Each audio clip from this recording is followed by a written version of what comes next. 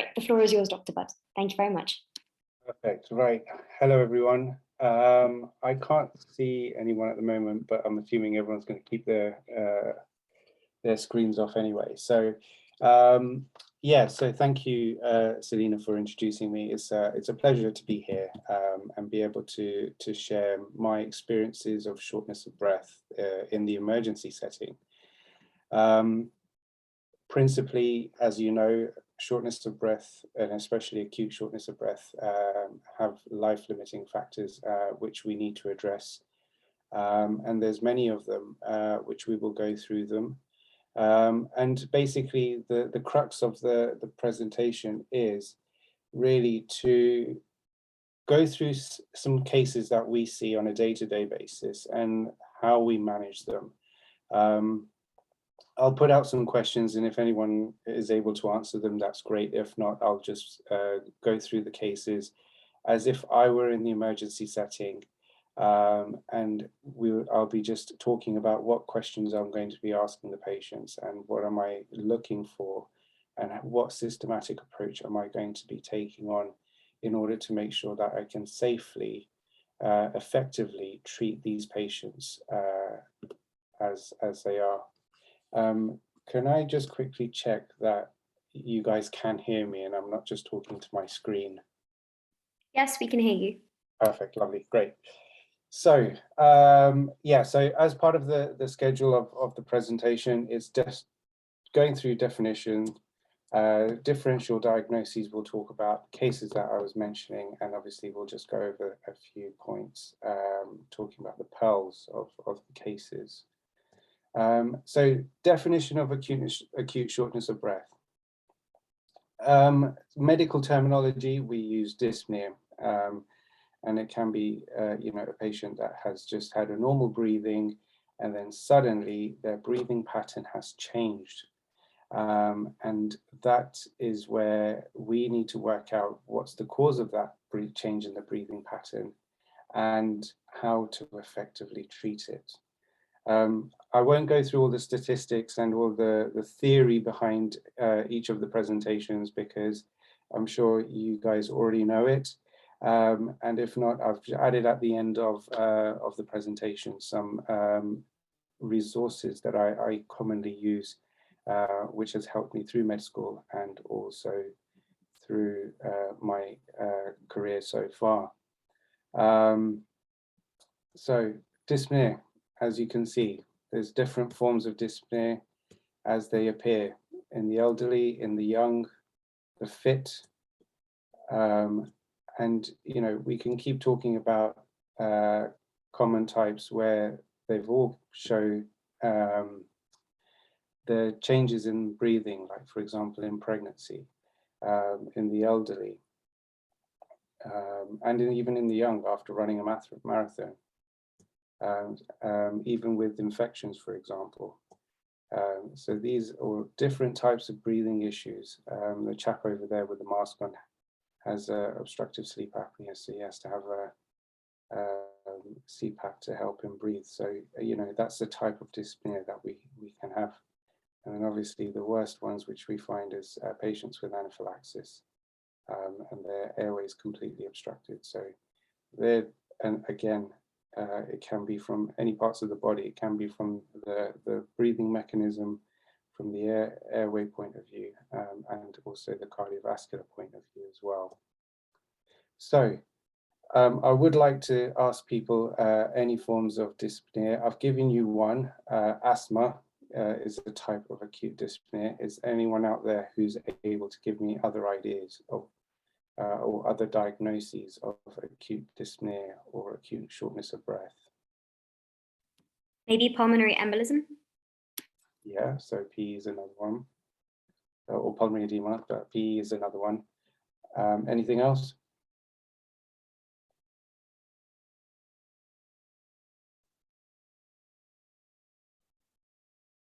Could it also be due to something like sleep apnea, although I don't know if it's necessarily as acute?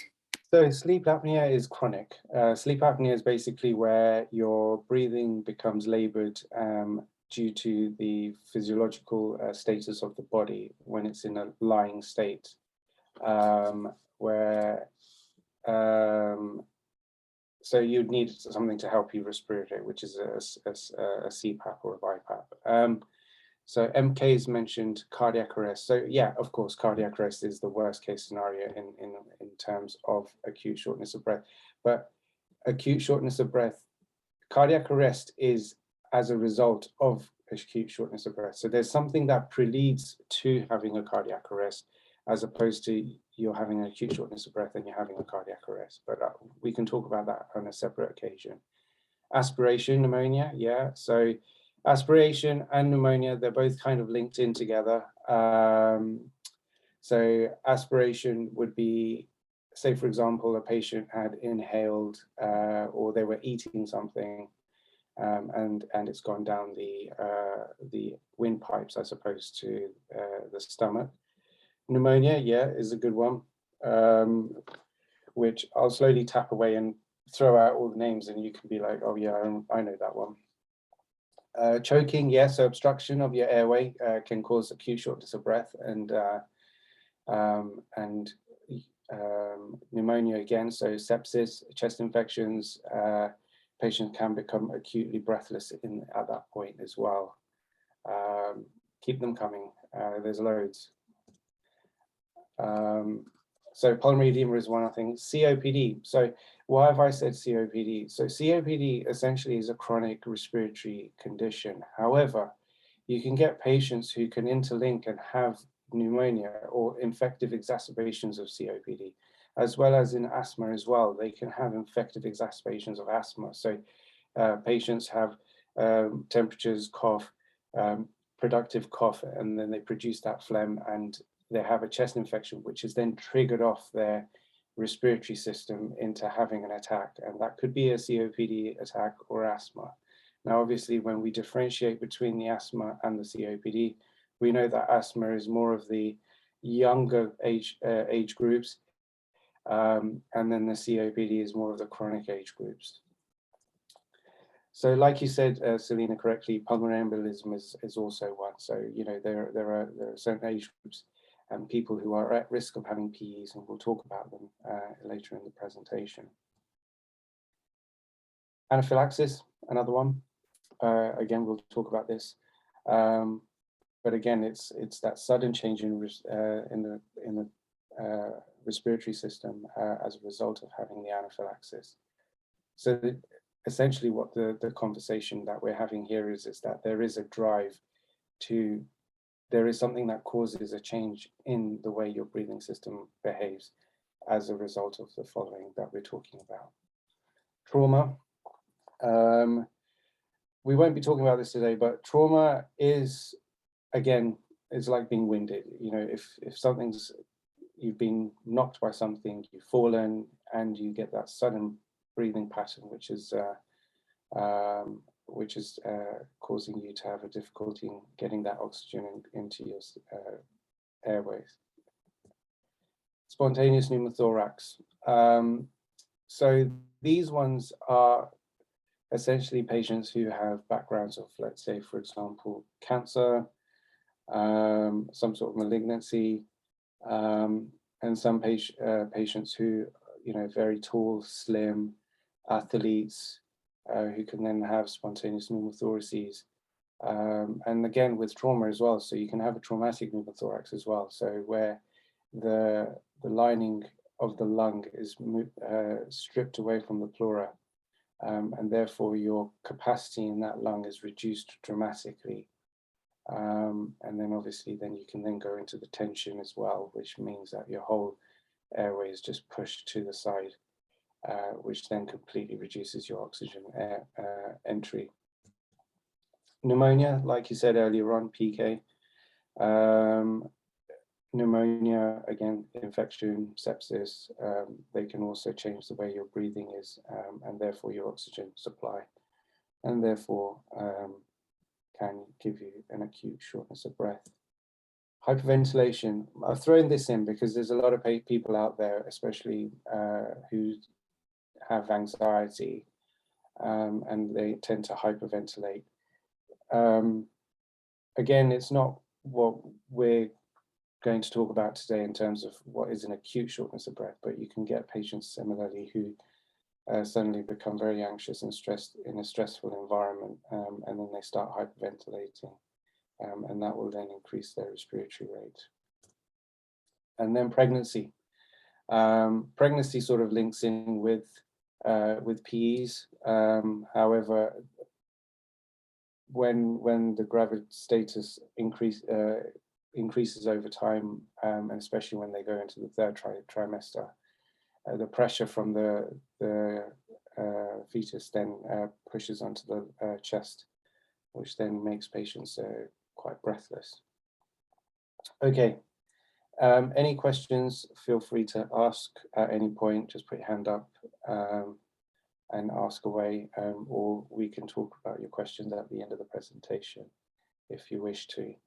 I'm going to go in and just start straight away about this is my approach to assessing a patient, and then we'll go through each case individually and see what you think.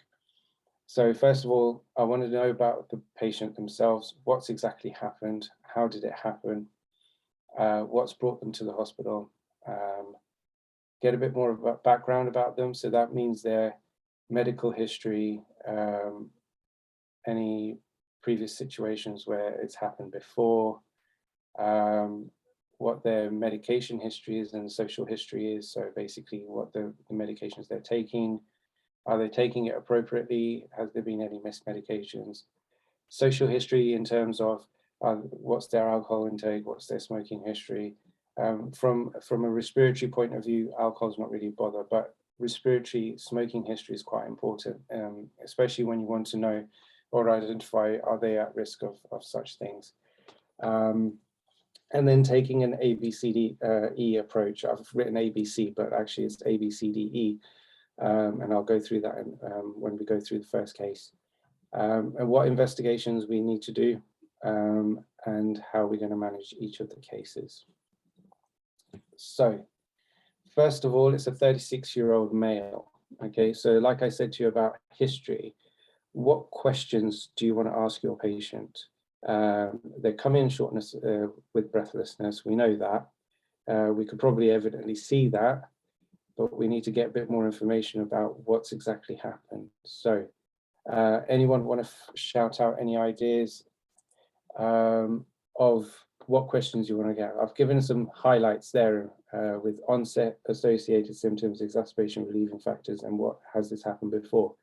But any other questions that you want to check?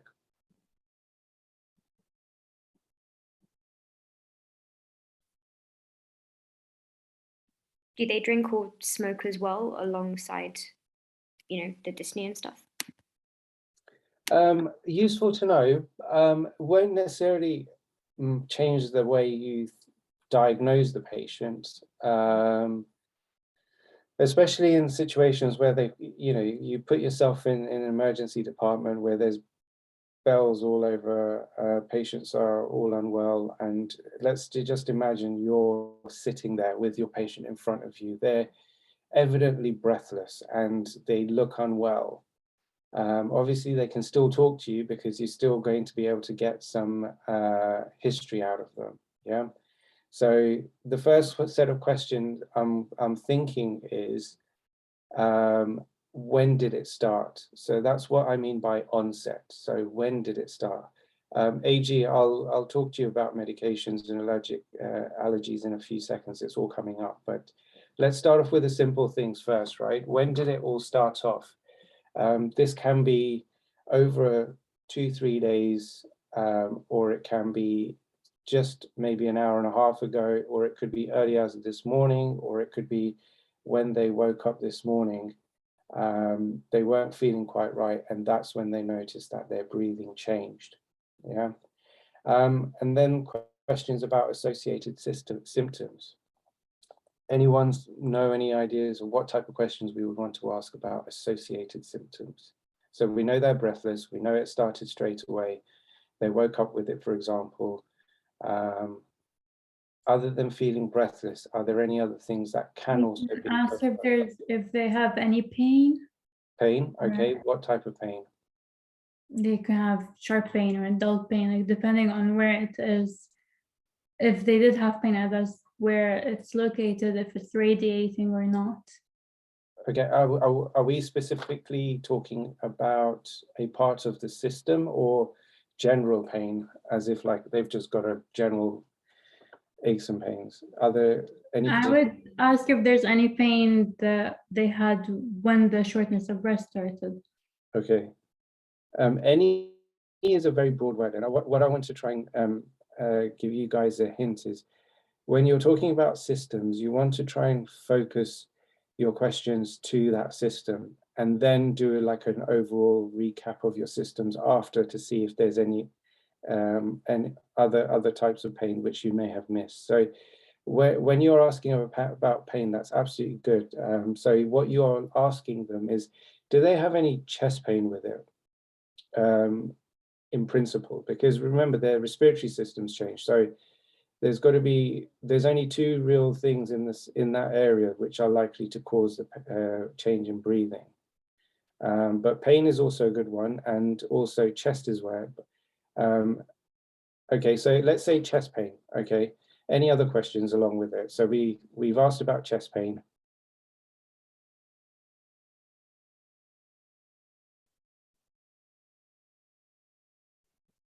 Cough, good. So is there a cough with it?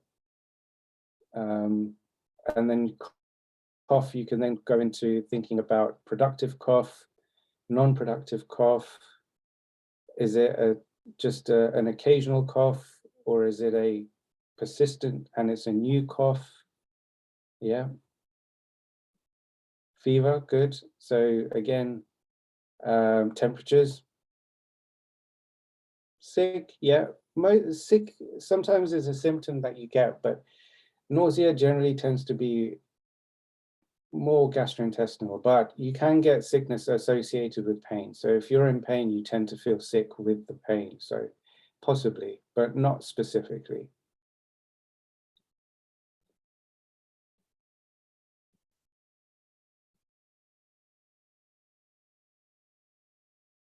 Any more?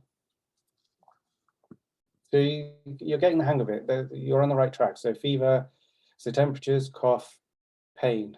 They're good symptoms. Okay.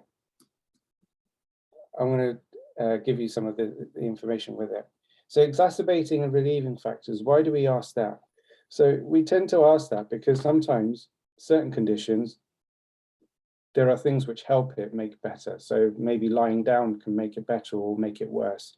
Taking their inhalers, for example, which is the clue in this case here, can make it better. Or has it changed or improved, or is it not improving despite taking regular inhalers?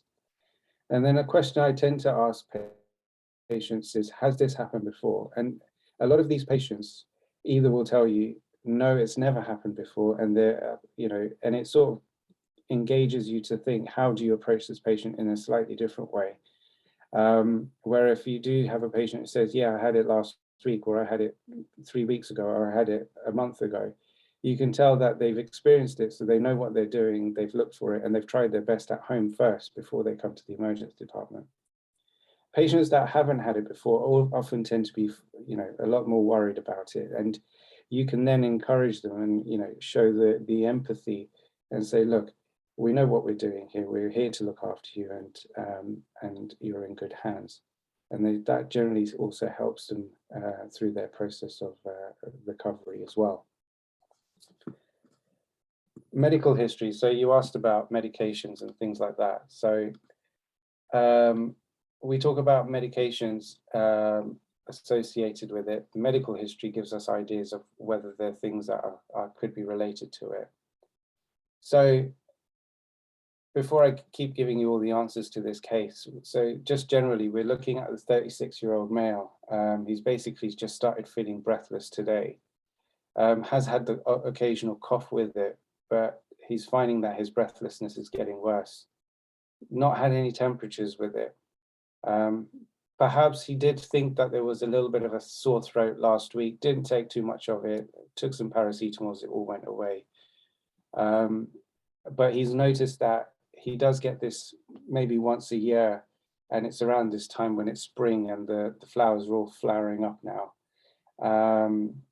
And he tried his own inhalers at home. It helps a little, but his breathlessness is evident, and it's now come to the point where he needs some medical help. And because he's had it once a year, he sort of knows what to look out for and when to say, okay, doc, you know, I need to get some help here. The only previous medical history is, of course, childhood asthma, which is why he's got the inhalers. Doesn't have a steroid inhaler, but has a blue inhaler. And then from a social question point of view, like you said about breathing and smoking and alcohol, it's good to know about the smoking history of patients, especially with respiratory conditions, because you can always do some patient education at the end after you've fixed them. And also referring back to their general practitioner or family physician about smoking. So in this case, this 36-year-old chap is a fit guy. There's strong family history of asthma, so we sort of know what we're dealing with. Sounds like this guy's probably got asthma. So let's talk about what we find. Oh, and before we move on, the special questions. Most cases, I'll try and find some special questions, but especially in asthmatics, you want to ask them about previous ITU admission. So it sort of sets you up early in the case, or early in when you think ahead. Is this patient, what's going to happen to this patient if he deteriorates? How unwell has he been before that's required intensive care support, or he's required intubation, or he's required invasive ventilation? So when in accident emergency, we're always wanting to be one step ahead of the patient so that we can get the right people to help us at the right time, rather than waiting for the patient to deteriorate and then we're all panicking and getting worried. And then the next question would be, is what's his peak flow? Have you guys heard of peak flow? Yes, we have. Oh, perfect, good. So what you're doing is you're checking what his respiratory reserve is, and ideally you want to do it according to the patient. So according to the guidelines that we follow, they say that you use the patient's peak flow if they've had a peak flow within the last 2 years. Whereas if they haven't had it in the last 2 years, or they don't know what their peak flow is, then you go for an estimated peak flow, which you can weigh up according to their BMI. And there's some calculators out there like MD-Calc, for example, which will help you identify the peak flow or expected peak flow. So when I mentioned earlier on about A, B, C, D, E, that's a systematic approach that I like to use, and a lot of us use around here. And it's always start at the top and work your way down the bottom. So you've got airway, breathing, circulation. So airway is what's around the mouth, in the airway, that you can remove and improve. Breathing is obviously to do with the chest and how the air entry is. C is obviously circulation, so that's to do with your heart and blood pressure and anything that can be reversed there. D is disability. So disability is actually referring to the GCS of the patient. So what is the conscious state of the patient? What is the blood sugar? And I add in sometimes the temperature there.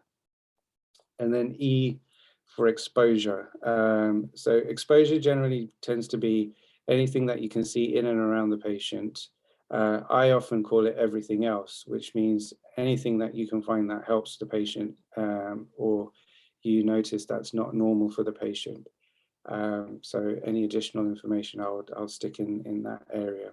And generally, when I clerk patients in, this is pretty much the approach that I go for. So airway, so this 36-year-old chap, he's obviously breathless. It's been breathless through the day. He's had a cough, which has been getting worse. And he's now struggling. So he's obviously got an airway which is patent, because he's able to speak some words. He's not able to complete full sentences, which is worrying, but he is able to get a few words. And these ones are the ones where you can tell that how I'm talking at the moment, like full string of sentences with no interruptions in it at all, with a patient with an exacerbation of asthma, and especially when they write incomplete sentences, they're literally gasping in between each word they're trying to say. And more so, especially when they've got a mask on top of that as well. So when you listen to their chest, they have got equal air entry on both sides, but you can hear this obvious wheeze. So far the picture's building up, right? We've got a chap who's just acutely short of breath. He's starting to have a cough. Possibly there could have been an infective or a viral trigger behind it, which has pushed him to breathing. He tried his own inhalers through the day, didn't really work, so he's come in for extra help.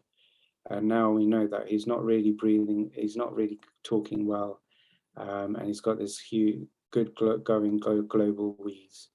And then you check his respiratory rate, and notice his respiratory rate is 35. Now, anyone say, is that slow or fast?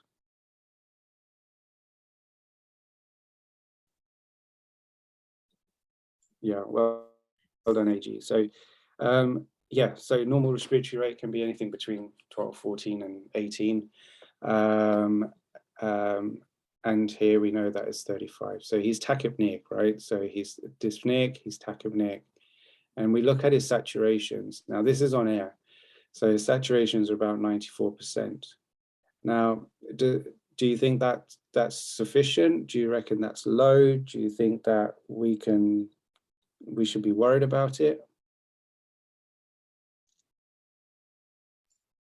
We should put him on oxygen therapy.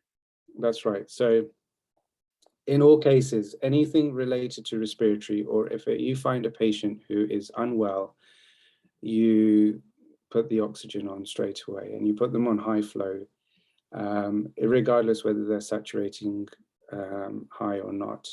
And I'll talk to you about the management of asthma of this case in a few moments. So let's say, so saturation is 94%. So, I mean, yes, it's low, but it's tolerable. And ideally, yes, we would put oxygen on him anyway. And then from a heart rate point of view, his heart rate's 130. What do you reckon? Tolerable, fast?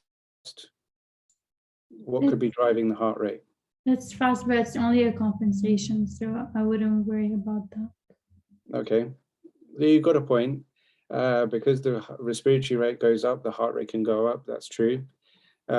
It's also because he might have tried his inhalers at home. So if he's tried 2 puffs every so often, salbutamol can drive your heart rate up as well. So that's also a possibility. Okay. And blood pressure again is normal. So 120/80 is a good blood pressure for this age group. Disability, so he's 15 out of 15. We know that because he's able to give us some history, even though he's not completing full sentences. He is orientated and he's giving us an understanding of what's going on. And his temperature is normal at 37.1. So exposure, I put in peak flow 250. So we've told him to hold the peak flow meter. We've asked him to take 3 puffs. He's clearly breathless and he's got a peak flow of 250. And in the history, I mentioned that his normal peak flow is 450. So what do you reckon? Do you reckon 250 is okay? It's not okay? Should we be worried about it?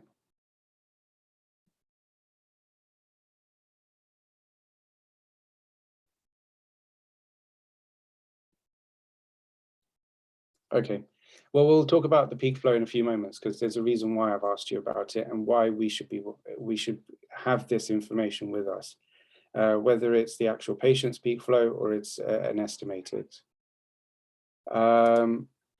So what investigations should we do?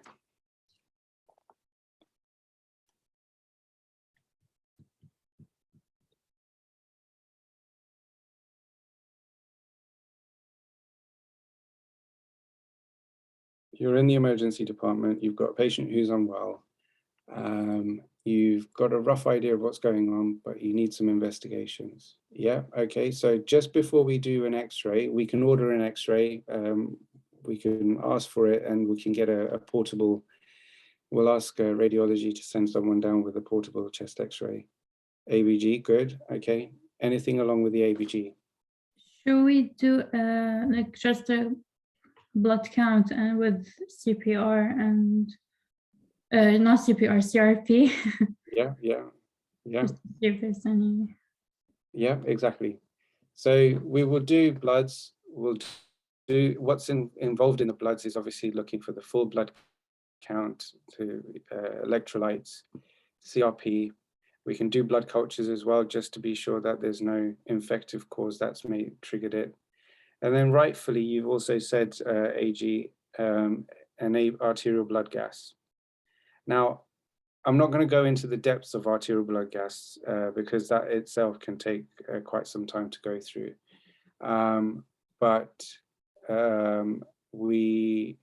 What type of picture would we be seeing on an arterial blood gas?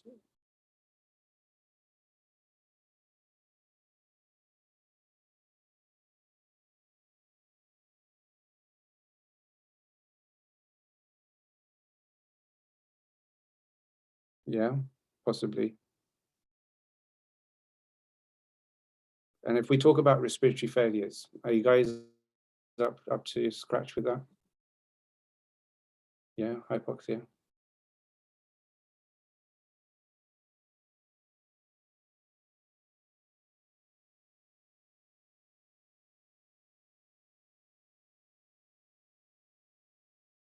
Okay, so with the arterial blood gases, what we'd be looking for is hypoxia in the first instance, but also whether there's a respiratory compensation going on.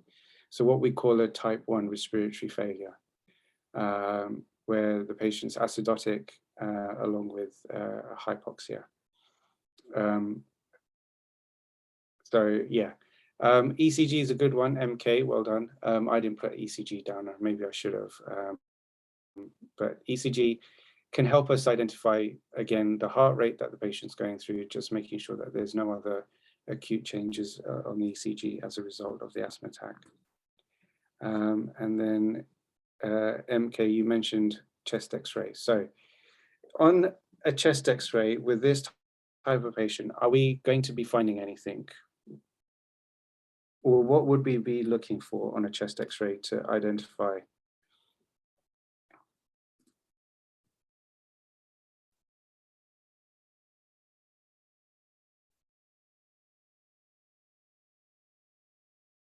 So let's say the patient's had their chest x-ray and you've pulled it up. What are we going to be looking for in this particular chest x-ray that will help us gauge whether there's any complications as a result of the presentation? Embolism, yeah, well, funny you say that. Embolism you can't really see on a chest x-ray unless it's a good going ischemia, embolic event of that particular lung. So pneumothorax, yes, good. So we want to check pneumothoraces and consolidation. They're primarily the two things, aren't they?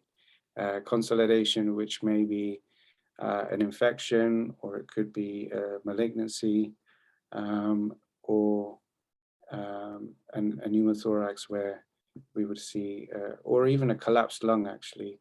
They're the things that we would be looking for in this x-ray as well. Right, so the reason why I asked you about, sorry. Can I just, like, isn't it expensive to do a blood culture for every patient that comes with shortness of breath? Or is it really? Yeah, it's a very good question. I wouldn't necessarily do a blood culture on every single patient that comes in with breathlessness. I think what you've got as a clinician, what we've got to do is work out is there an effective drive behind it? Yeah. And certainly from a sepsis point of view, what you want to do is pick up on the sepsis. So say, for example, you did the basic management of this case and you managed the asthma attack completely. And then you found that actually when the bloods came back, he's got a CRP of 250, white cells of 20 and neutrophils of 13. And you're thinking, okay, so there is a possibility that there is a chest infection which has triggered the asthma attack. So yes, doing the blood cultures at that point would benefit prior to starting the antibiotics. But the key thing, again, when we talk about sepsis is you want to get the blood cultures and you want to get the antibiotics in within the first hour of presentation. So I guess what you've got to do is you've got to, in this case, specifically from an asthma attack point of view, blood cultures may or may not necessarily be needed, because primarily what we're looking at is managing a patient who's acutely unwell from having an asthma attack. And what we've got to do is identify more of the life-threatening side of things. The blood cultures is probably just an additional adjunct which you can do once you've identified what other triggers there are. Does that answer your question? Yeah, perfect. Thank you. Okay. So going on to the reasons why I asked about the peak flow. Peak flow is essentially really important because it helps you grade what the severity of asthma or asthma attack. Okay, so we know, I don't want to call it a severity of asthma because it's not the actual asthma which we're treating. We're treating the attack from the asthma. And so in this case, I mean, I've got the chart there for you so you guys can have a look at it and read through it. So, but obviously you've got the moderate, you've got the acute severe, life-threatening, and then near fatal. Yeah. So in this situation, I think I put the peak flow, his normal peak flow is around 450, let's say argument 500. And in this case, his peak flow is 250. So we're looking at a best peak flow of 50%, right? And then given the fact that his respiratory rate is 35, his SATs is about 94%. His heart rate's 130. Where do you guys think he sits in this category so far? Acute severe asthma. That's it. Yeah. So he's an acute severe. So it's still quite serious. I mean, obviously it's not life-threatening. I haven't made this case so scary that I don't want to put you off, situations like this. But this would be an acute severe case, and I'll talk to you in a few minutes about life-threatening. And then how do we manage this? Let's move this over here. So again, you apply, so we took the peak flow reading, we've done the best of 3, and then we've got the chap on high flow oxygen. Primarily, most cases, anyone that's unwell, like I said before, anyone that's unwell and has any respiratory issues or cardiac issues, you want to just stick the oxygen on straight away, and you want a non-rebreathe mask. So they want high flow, 15 liters. And then we give them this nebulized salbutamol, nebulized ipratropium. And generally we want to give them back to back. So I think it's about a ratio of 4 to 1. So for every 4 salbutamol nebulizers you give 1 ipratropium. And then you want to give them the hydrocortisone. So obviously hydrocortisone is given intravenously. And if you feel that the patient's safe to swallow, you can give oral prednisolone. Now, from data point of view,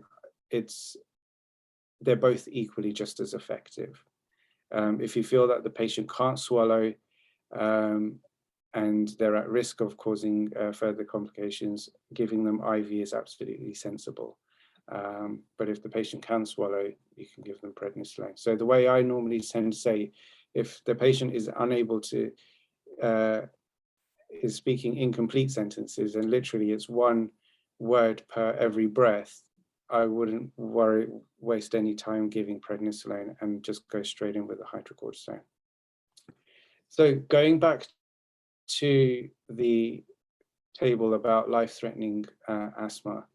So the ABG is what helps you identify whether we're really talking about life-threatening asthma or even near-fatal asthma. And rightfully, like you said, MK and AG, that the patients that are hypoxic and hypercapnic don't do good and require can't get the word out. Wait for it. Respiratory support. I'll use that word instead. So anything that we do find that where the PaCO2 on the gas is higher than 6, we would start getting worried. Or if the PO2, the partial pressure of oxygen, is less than 8, then we would get worried. I mean, like I said, this case, I've made it a mild case where the peak flow is best at 50% and the respiratory rate is more than 25 and the heart rate is more than 110. But where we find life-threatening and near-fatal is where we're talking about the part of the hypercapnia is very high and the hypoxia is very significant.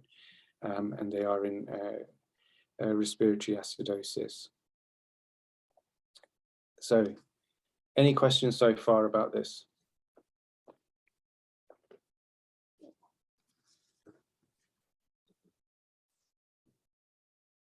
No? Okay, so I'll try and move on because we've got 2 more cases, so maybe I've taken too long on this one.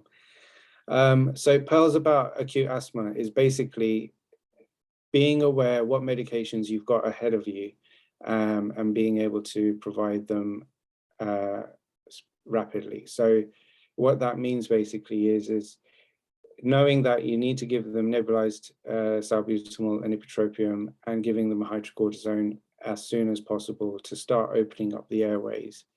And then later on down the line, if you guys are aware of, then there's obviously magnesium sulfate,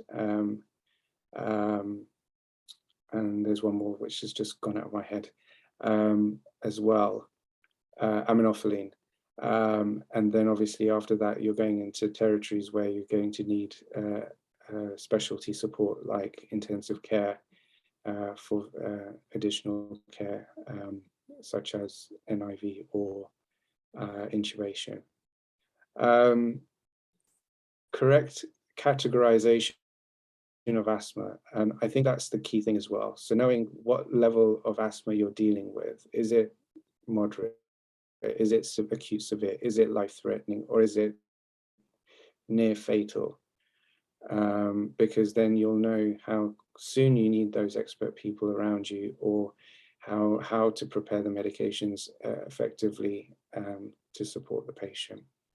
So like I said earlier on, it's about the predicted peak flow.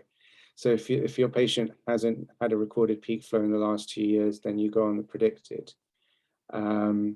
Patients with a history of severe asthma and any adverse psychosocial factor are at increased risk of death regardless of the severity. As it says, it's essentially patients who come in with severe asthma and they've had previous episodes very similar, and which goes back to the same question I asked in the beginning about about ITU admissions, because you know that they're more than likely to have another presentation, and it's all about preparation and getting yourself set up. Death in asthmatics continue to be reported following inappropriate prescription of beta blockers and NSAIDs. So this is more of a general practice thing. So some patients tend to get written up these medications, which we know are contraindicated for asthmatics. And again, one of the biggest reasons why asthmatics tend to have acute exacerbations because of medications being prescribed to them. Okay, I'm going to move on to the next case. And before we do that, do you guys have any questions about what I've said so far?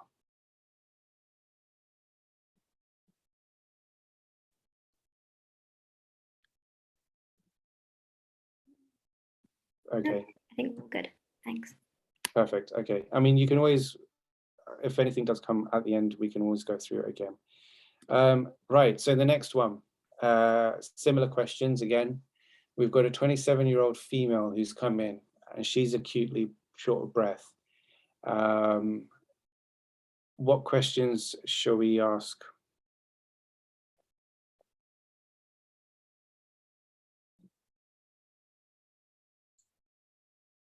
Same thing. When did it start?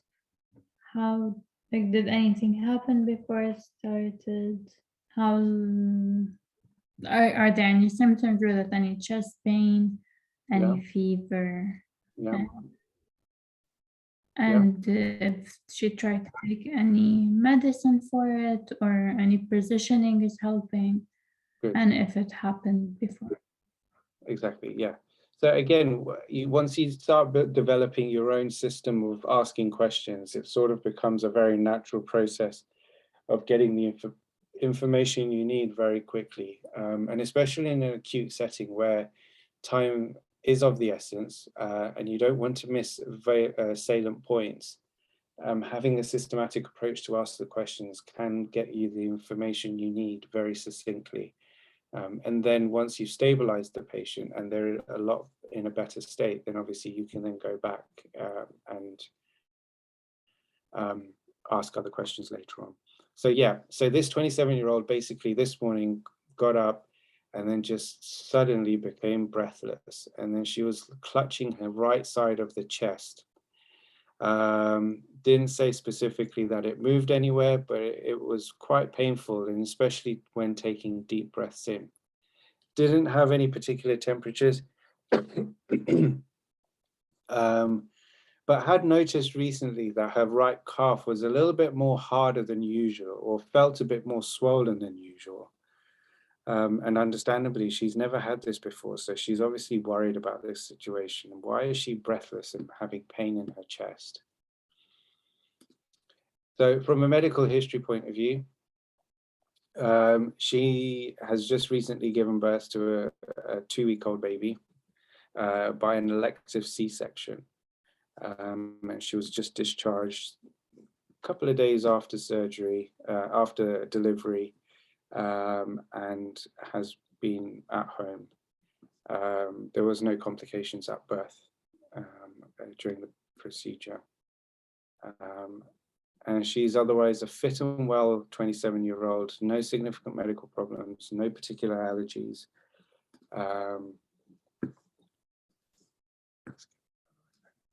And then other additional questions to ask, which I feel are quite relevant in this situation, is what does she weigh? I know it's a sensitive question, but we have to ask the patient. And has she been on the contraceptive pill? I mean, this scenario, contraceptive pill, would benefit if it was, again, a same age group, 27-year-old female, but maybe not necessarily with a C-section. And then if there's any family history, or if the patient's had a previous blood clot in the past or a DVT. So I think you guys are now roughly getting an idea of what this picture is going to be like. Do you want to put down in your chat what you think? Yeah, that's right. Yeah. Excellent. So again, going through a systematic approach, okay, I can see you say DVT. That is a possible cause, but we'll talk about the case and let's see if it changes your mind.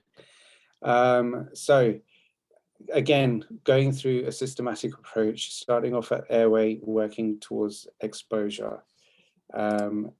We've got a patient who is talking full sentences on this occasion, has got good equal air entry. She's evidently tachypneic at 40, with SATs of 96% on air.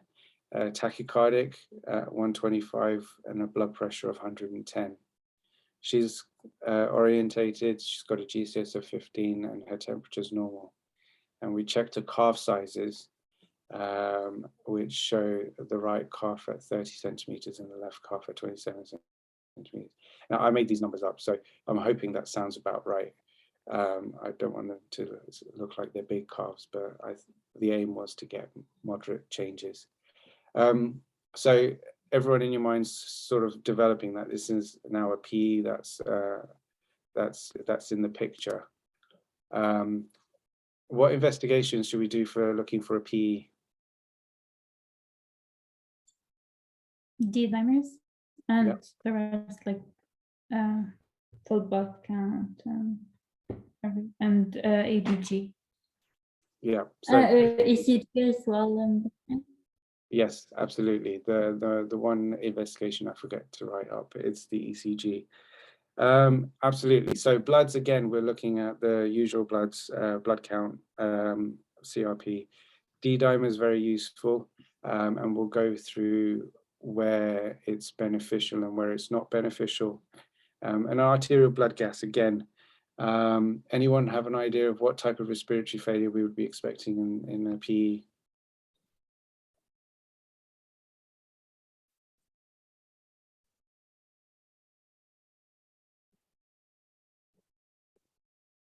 Okay, so type 1, that's right, A, well done.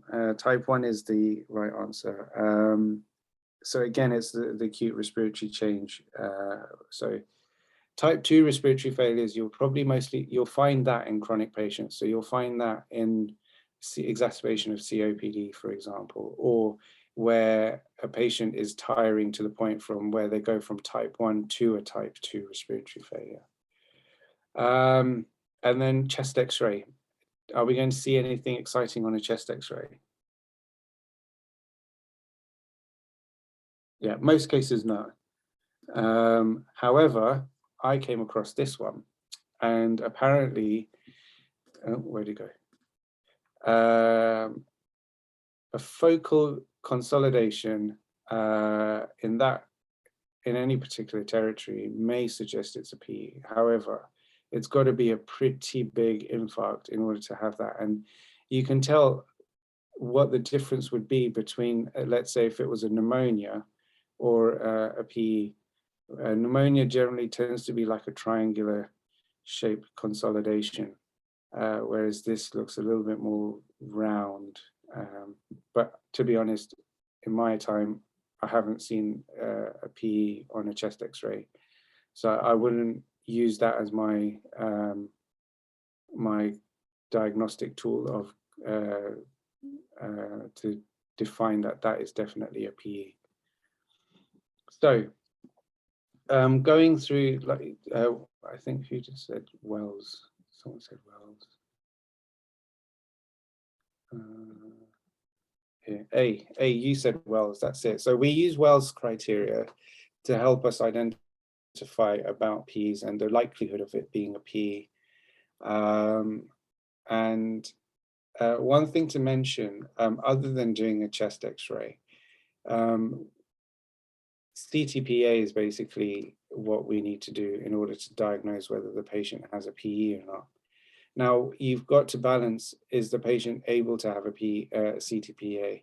And especially in the younger age groups, where you've got a PE likely or a PE unlikely. If the PE is likely, then you wouldn't necessarily need to do a CT. However, sometimes you need to do the CT to prove that it is a PE, if that makes sense. And that's why we use D-dimers to identify patients who are less likely to be having a PE. So in crux, if it's a patient who is pregnant, we wouldn't do a CTPA on them, and we wouldn't do a D-dimer, but we would use the risk stratification to say, is the PE most likely to be the cause, and then we would treat the patient. Whereas if it was a patient that was not pregnant, or not of a young age group, female particularly, then we wouldn't necessarily expose them to that radiation. So we would use the risk stratification. And then the Wells criteria, generally, it just helps us gauge that the patient's not likely to have a PE. So we've got more evidence to prove that it's not going to be a PE. And then the table, as it shows, they've got to have a heart rate of more than 100, immobilized for more than 3 days in the last 4 weeks, previous PE, DVT, hemoptysis, or malignancy. So that's something to look out for. And then how do we manage PEs? So when they're unwell and they're acutely short of breath, the PE management itself is actually just giving them the low molecular weight heparin, or in now new recent guidelines is you can also give them the DOACs as well. But what you're helping them really in the acute setting is to manage the pain and manage their breathing. And that's the fundamental way to support PEs. Patients with chest pain, it's the pain that they're getting, the pleurisy with it. So we've got to get the pain under control. I've gone for morphine, and you can give it IV, and it takes 10 minutes and patients start feeling a lot more comfortable. But there are other analgesics which can be given in the first instance. And obviously, like I said before, high flow oxygen is required. So let's quickly run through the PELs. So use the Wells score if patient is low risk for PE DVT. So again, like I said, you're using the criteria to help you identify low risk patients or help rule out that they're not likely to have a PE. A PESI score is a pulmonary embolism severity. So basically that is just what's the morbidity and mortality of a patient's confirmed with PEs, but they're mostly used for discharging patients. So once you've got a confirmed PE, you use the PESI score and you identify as the patient at high risk of being discharged or having a mortality from it. Avoid using D-dimers to exclude PE in pregnancies. Does anyone know why we don't do D-dimers in pregnancy?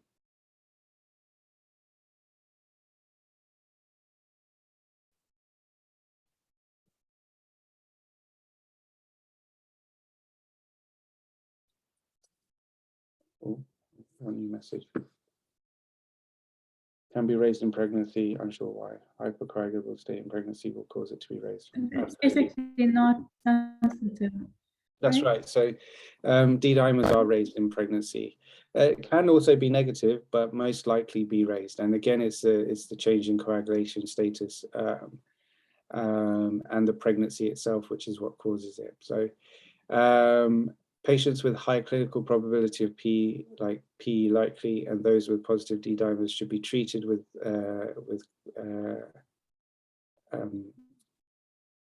anticoagulation prior to definitive imaging.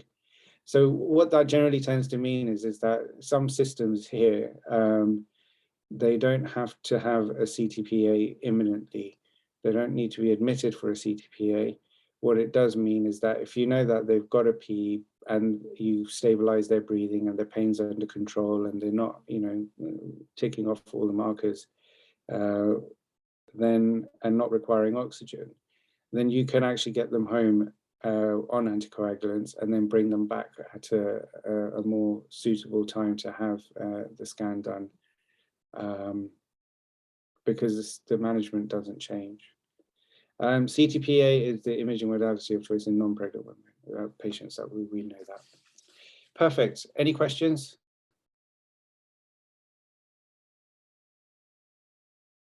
In this case, the patient wasn't pregnant, but she did give birth 2 weeks ago. Would her D-dimer still be elevated just because of absolutely. the...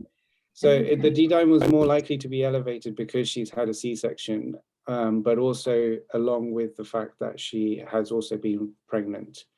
Also, the criteria for patients with PE generally are those who've had recent surgery, who've been immobile, cancer, anything else? I think they're pretty much the big ones I can think of at the moment.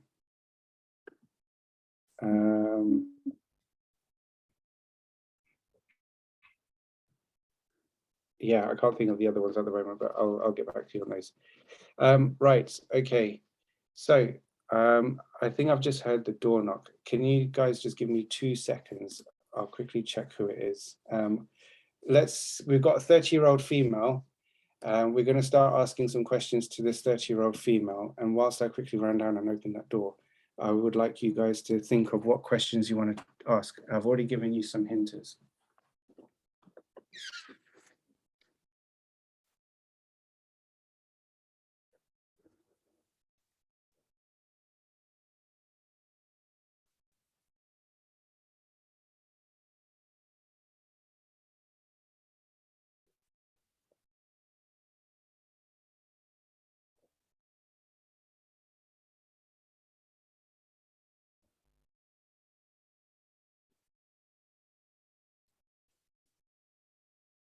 Sorry about that.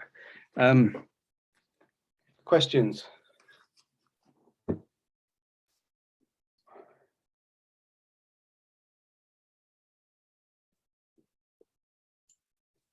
Okay, so once again, when did it start? Did anything happen before it started? Is there any pain, fever? Is anything helping with the shortness of breath, or something making it worse? And did it ever happen before?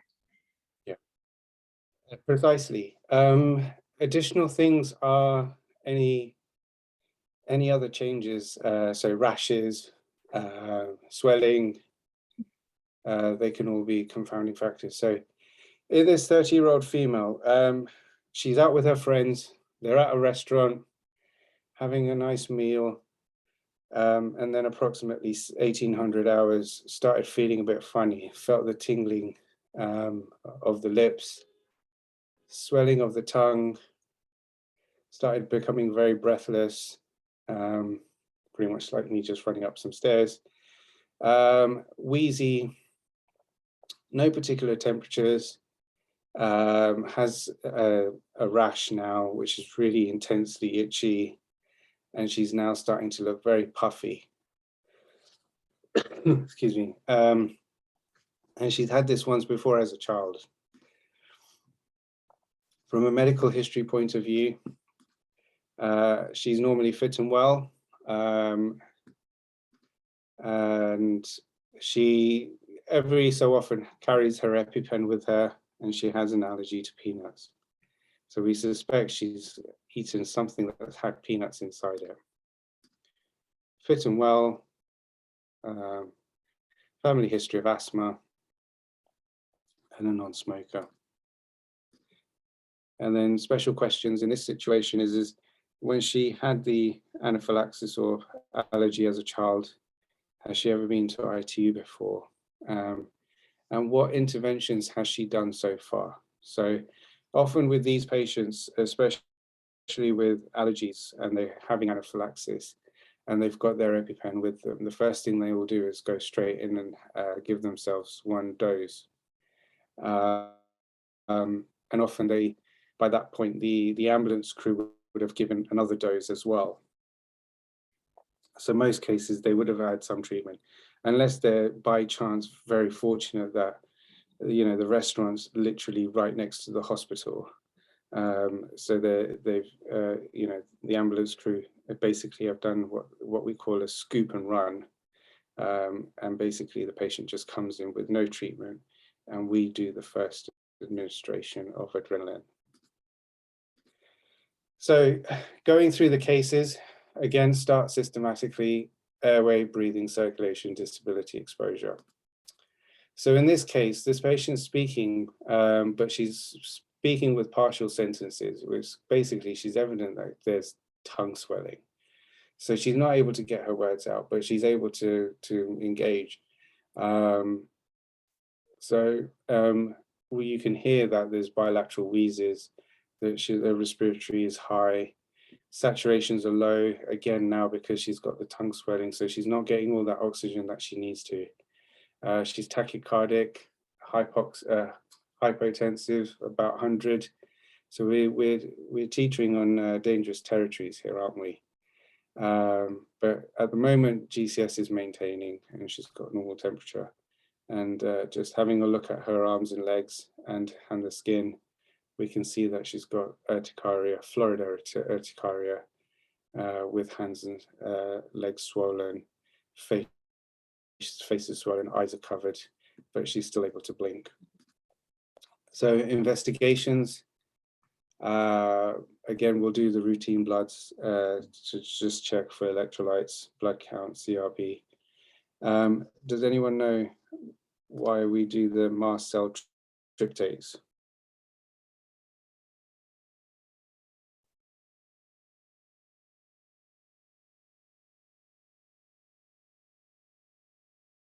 No. So mast cell tryptase, again, is an enzyme which is released when there is a hypersensitive reaction, and is why we use this as a marker to see whether this is an anaphylaxis, so to speak, or is this how can we monitor the level of anaphylaxis, if that makes sense. So it's like having like a troponin for a heart attack, an MI, and you want to identify the severity of it and how you're responding to it. And then obviously we're doing arterial blood gas as well.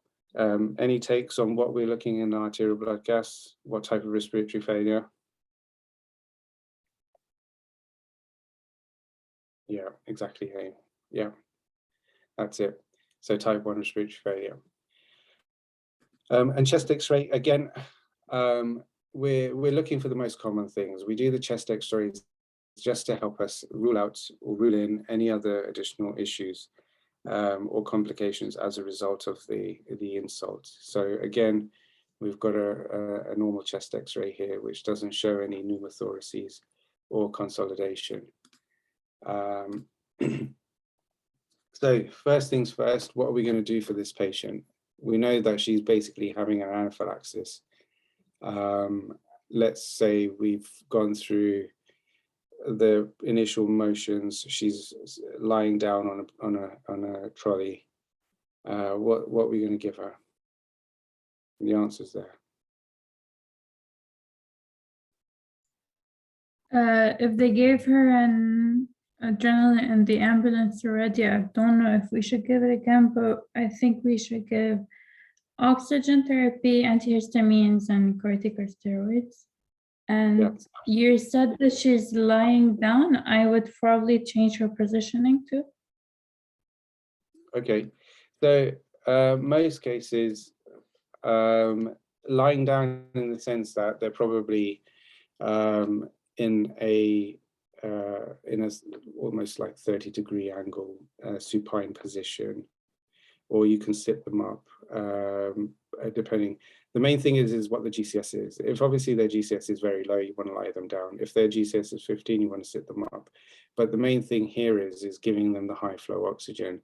You want to get that airway protected. Now, in this case, let's say the argument's sake is the tongue was moderately swollen, but not obstructing.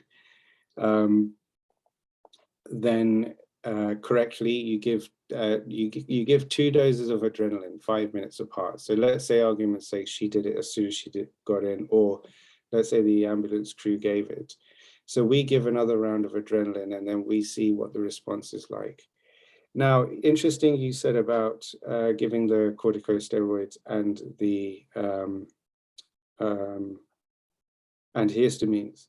Now, recent update in the guidelines have actually said that those two are not necessarily required, which I've talked about in the Pearl. But essentially, it's fluids and adrenaline. Now, you can give an adrenaline infusion, and obviously that's when you start getting ITU involved to give that. But most cases, you can even go up to 6-7 times of just giving them IM adrenaline until you feel that there is an adequate response to the swelling. But there's no hard and fast rule in terms of not giving them hydrocortisone and corticosteroids. So that is a possibility, and you can give that depending on user experience. Excuse me. So principally, if you've given more than 2 doses of adrenaline, you want to observe them for about 6 hours. And in cases where you've given more than 2 doses and the extreme, background of severe asthma and history of respiratory compromise, or in this case, respiratory compromise, and you would keep them longer, and you'll keep them for at least 12 hours. So the guidelines have changed recently, and they've suggested that chlorphenamine and antihistamines don't have a role. And then routine use of corticosteroids is not advised. And the trick is also noticing that if you find a patient who's resistant to adrenaline and you've given everything in the book to help with the angioedema, and they're still not getting any better, the chances are they've got a C1 esterase inhibitor deficiency, and therefore either giving the concentrate or fresh frozen plasma would help them. I've not come across it, but I'm sure there are a select few patients out there who do have this deficiency, and they normally tend to have a wristband or something in their wallet which will tell you that they have this condition, and therefore your management changes instantly.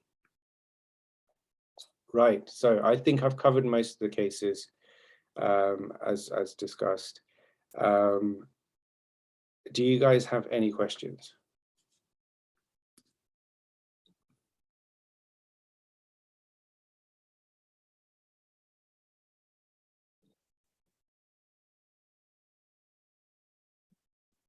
Okay, silence is often a good thing, but okay, I mean, again, these are just snapshot ideas.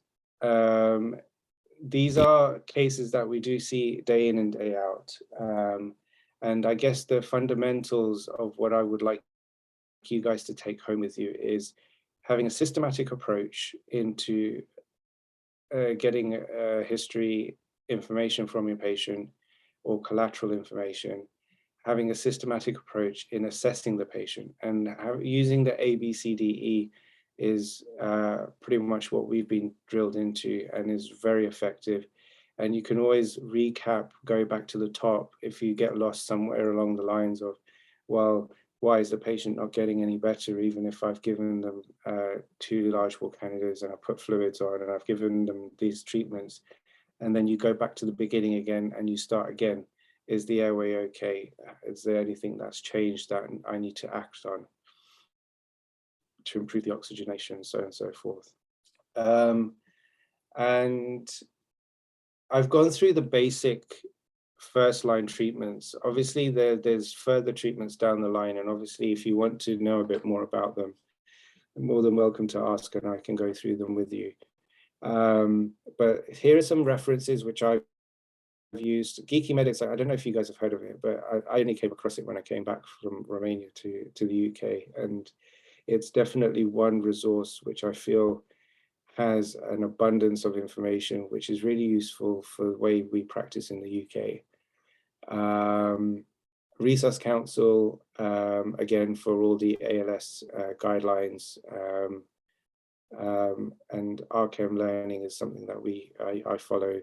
Certainly we follow from a Royal College of Emergency Medicine. And then from the respiratory point of view, BTS and SIGN are the 2 main guidelines that are being followed at the moment. And obviously NICE, I'm sure you've heard of, is like the general guidelines of medicine in the UK.